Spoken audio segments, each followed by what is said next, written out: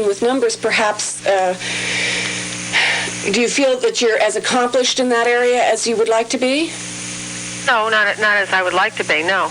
Well, then I think that maybe this is a time that you could rework numbers, that you could go back to school, that you could think about it, that you could perhaps take a one-day course or whatever it is, but something that will validate your experience and make you feel more comfortable with the fact that this is what you really like to do.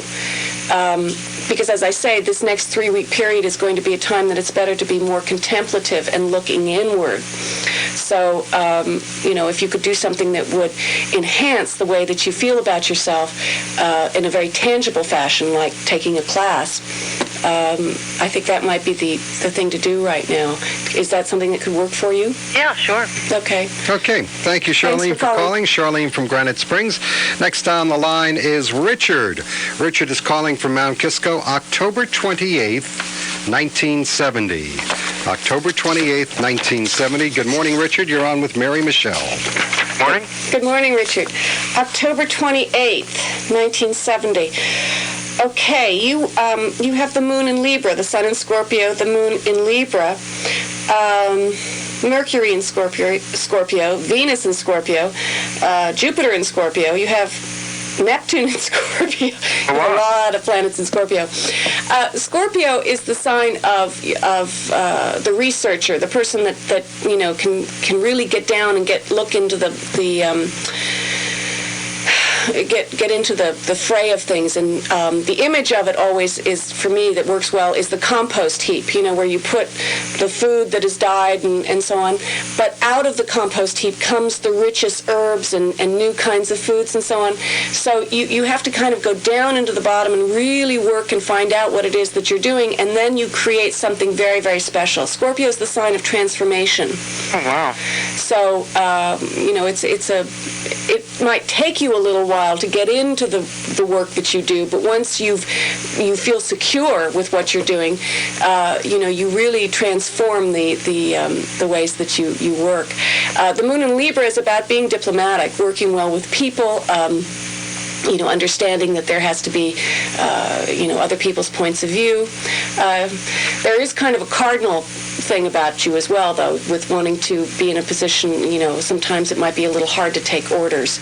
So, that might be something you want to work on or whatever. Richard, is there a particular question you have for Mary Michele? I mean, she's pretty much gone through it, but if there is, let's hear what it is. Well, actually, I just wanted to hear, what my birth date meant as far as stars go. I think she answered all my questions. Okay, good. Thanks so much for calling. All right, we have an open line at 241-1310, 241-1310. We will be back with Mary Michele in 1 minute. And now, Train Talk, brought to you by Metro North and the Long Island Railroad. Make it in New York, and you can make it anywhere. But before you can make it in New York, you have to be able to make it into New York. A challenge, indeed. But it needn't be. Take the train. All you do is get on and take a seat. Except now you have to deal with something you may not be familiar with. Free time. Some suggestions. Have you read Herman Melville's Moby Dick? A classic of American literature. But don't expect to finish, because the railroad will have you in New York before you know it, and that's whether you read Moby Dick or not. Sleep, and the train will get you there in the same time. Do a crossword puzzle, or we hate to bring this up, catch up on work. Going home, the same suggestions apply. Because even if you make it into New York, you eventually have to make it out of New York. Friends, remember, your train time is your own time. MTA Long Island Railroad and MTA Metro North Railroad, going your way. We're back with Mary Michele on 1310 AM, WVIP and Cable Channel 12. And we have an open line at 241-1310. Mary Michele, you had started to talk about Mercury again. Take us through the various signs here. What does Mercury do? How does it affect these people? Everybody is born with Mercury in a particular place in their chart. So what I'll do is I'll start with Mercury in the sign of Aries. Now, you have to think of Mercury as being the mind. So this is the way you think. This is the way you go about researching a project, analyzing a project, really the logical way that you will work with something. So Mercury in Aries is aggressive. Someone with Mercury in Aries is someone that really wants to talk very quickly. There might be at times a problem with stuttering because it's like the words come too quickly. They can't say as much as they would like to say. There's a combustion of energy. Mercury in Taurus is someone that likes to talk about beautiful things. Taurus is the sign that loves sensuousness and color and smell, taste, all of those things. So someone with Mercury in Taurus will like to talk about that, but also will appreciate it very much. So Mercury in Gemini, it's in its own place. Mercury rules Gemini. So this is about someone that can be in 16 different places at once in their mind. You know, they can be computing numbers in their brain. At the same time, they could be talking about philosophy. They can carry on a lot of different conversations at the same time. Mercury in Cancer, this is someone that probably doesn't like to talk very much at all. Someone that would rather have a feeling of being held, doesn't want to talk about things too much, is a little oversensitive in their mind. You know, this is someone that might imagine insults a little easily. Mercury in the sign of Leo is someone that wants to play. So whenever they talk or do things, you know, with their mind or work verbally, it's about playfulness. They're the kind of people that might want to play the mercurial jokes on you. And you know, Mercury is the one that switches the signs. So if this is the road to Rome and this is the road to Paris, he'll switch them and make them go in opposite directions. So Leo. Now we go on to Virgo. Mercury in Virgo. It's also where Mercury is. It's ruled. Virgo is ruled by Mercury. This is a different kind of intelligence, a different kind of thought processing. It's very analytical. Virgo doesn't adjust quite as well to Mercury as Gemini does, in as much as Virgo tends to hold it in. It's an earth sign, so it will get a little nervous. So Mercury in Virgo is about someone that, you know, will analyze things very, very well, but then they might get nervous and it would be difficult for them to talk about it. Mercury in Libra, where we are today. This is someone that speaks very well, very diplomatically, basically really likes to get along with people, wants to be liked, but also wants to like other people. There's a real give and take. It's also about talking about things of beauty. There's a certain amount of appreciation of color and form and all that kind of thing. Mercury in Scorpio is about someone that needs to get to the heart of the matter. This is the person that when they talk to you, they will look at you very intensely and they will make sure that, you know, you concentrate on them because they are concentrating so hard on you and they want to know exactly what it is you're thinking, why you're thinking it, where did this idea come from. There's an intensity about it. Is it an intensity or inquisitiveness, or they're just nosy? They're not really nosy. Scorpio is not a nosy sign. It really is, they want this knowledge so they can transform it. You know, they want to learn as much as they can about something so they can go to the next level with it. And yes, they do like to have power, and knowledge is power and all that kind of thing. But as a rule, it's not to gossip or to be lightweight about it. I mean, it's kind of heavy. All right, have we finished? No, I think we got one more to go. We have 3 more to go. 3 more. I lost count. Mercury in Sagittarius is the philosopher, you know, someone that likes to have discussions, pros and cons. There are no answers really in philosophy. It's just a continuous concept of asking more questions. And through the discussion, you get a different sense of how you feel about it, but there's never really kind of a conclusion. And hopefully you expand the brain. Sagittarius is ruled by Jupiter, expansion. So you're trying to expand all the time. Mercury in Capricorn, this is the person that thinks about numbers. You know, this is definitely about, money and career and how can the brain is always thinking about how can I get ahead and how can I, do well with my job and that kind of thing.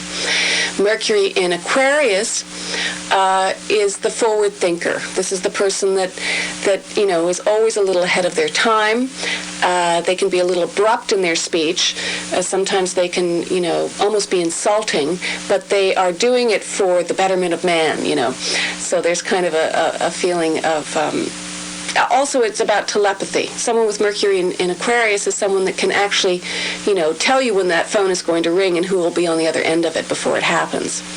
Mercury in Pisces this is the last sign, and this is about the person that would probably rather be a poet or a musician than verbally talk about anything.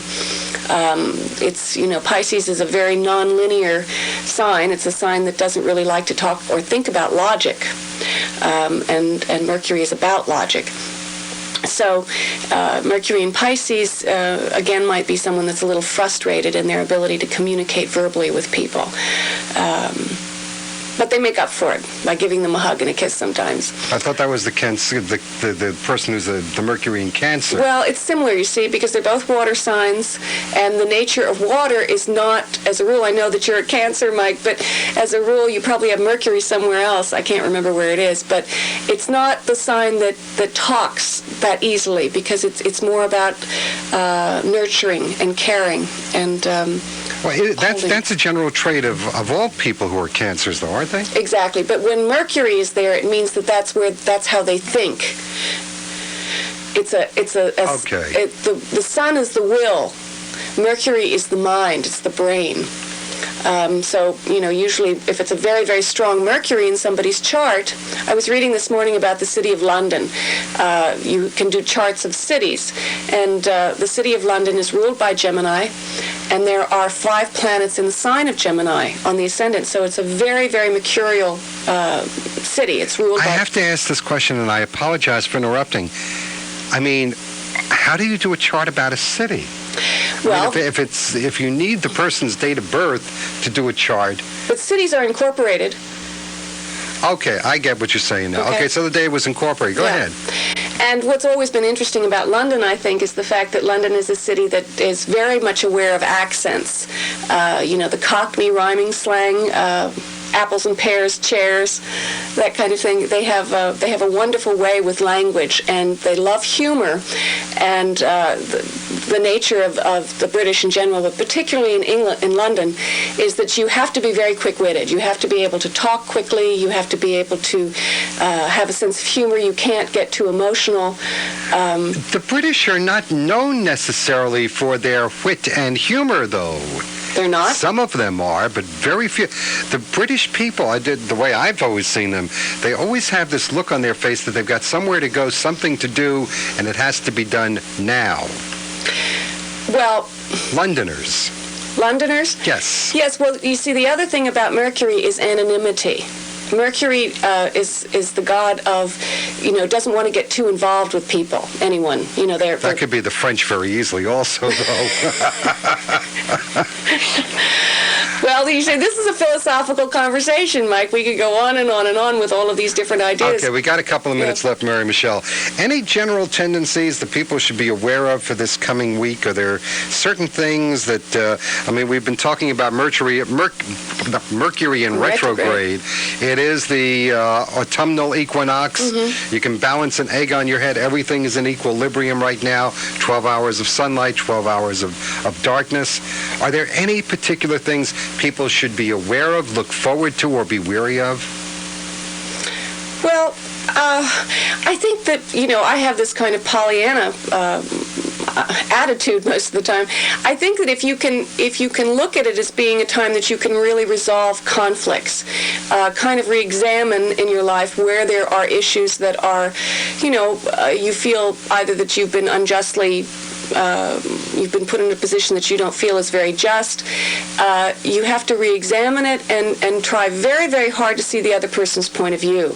And even though you may not accomplish it, that doesn't really matter. It's the effort involved of trying to make this happen, of trying to understand others' point of view and trying to create harmony. So with your partners and your work, when you're driving the car, realize that guy behind you wants to pass you. Think about it. You can get mad at him, but you can also allow him to pass. So it's a time to avoid confrontation and to try to understand, but at the same time trying to understand why you have those feelings of wanting to be conflicted inside. We have just heard it from the expert. Mary Michele, thanks so much for joining with us. You'll be here next week? I will. Okay, we'll be taking your calls next week at 241-1310. Mary Michele on WVIP every Friday at 9:05. 69 degrees outside, ABC News about a minute away.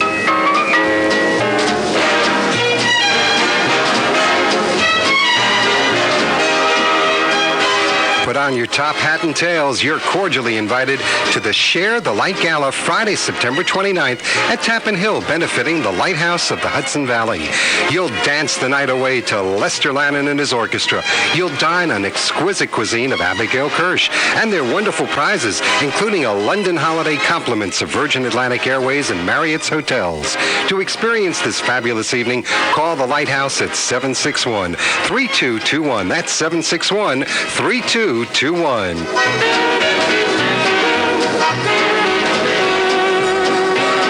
Coming up just about 30 seconds away, ABC News at the top of the hour. Forecast from meteorologist Steve Pelletieri for the weekend. Cloudy with showers. High today 70 to 75.